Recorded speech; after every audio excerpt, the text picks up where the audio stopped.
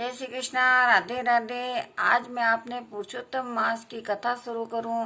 पहलो अध्याय आपने सुनो सा। कहीं भी गलती है तो क्षमा कर जो। इस प्रकार नैमिषारण्य तीर्थ में सभी यज्ञ चल रहे थे। उसी समय सूत जी महाराज तीर्थ करते हुए भ्रमण करते हुए शिष्यों सहित वहां पधारे और मुनियों ने हाथ जोड़कर कहा कि हे सूत जी महाराज, हम सब आपकी अद्भुत कथाओं के सुनने की बहुत सारी कथाएं सुनी तथा अब पुरुषोत्तम मास सुनने की बहुत इच्छा हो रही है।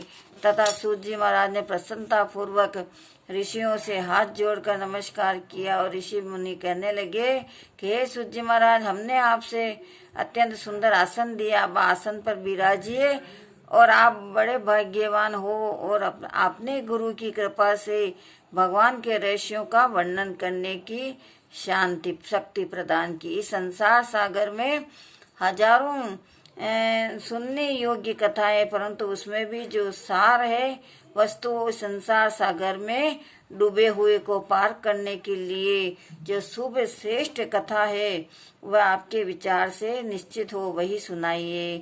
सौनकादि जी ऋषियों के पूछे जाने पर सूत जी महाराज कहने लगे, हे विप्र, मेरे वचनों को सुनो। मैं पहले पुष्कर तीर्थ गया था। वहाँ हजारों तीर्थों में होता हुआ मैं हस्तिनापुर गया।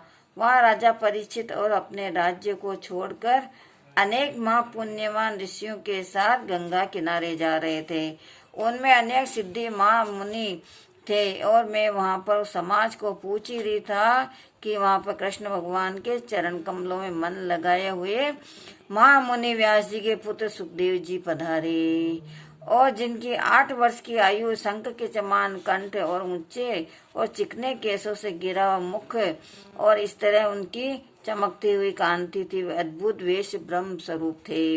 ऐसे महामुनि सुखदेव को देखकर सब मुनि हाथ जोड़कर खड़े हो गए। तब मुनियों के बनाए हुए चक्र कमल जैसे ऊंचे आसन पर सुखदेव जी को बैठाया।